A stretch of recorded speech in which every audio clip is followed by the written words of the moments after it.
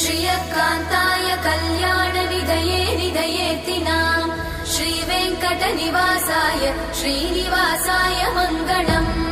लक्ष्मी सविभ्रमालोकसुभ्रूविभ्रमचक्षुषे चक्षुषे सर्वलोकानां वेङ्कटेशाय मङ्गलम्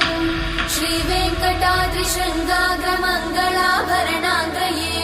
मङ्गलानां निवासाय श्रीनिवासाय मङ्गलम्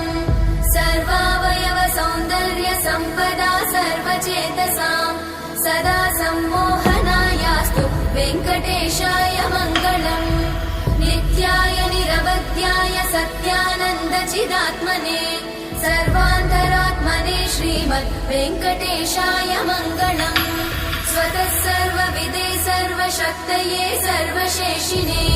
सुलभाय सुशीलाय वेङ्कटेशाय मङ्गलम्।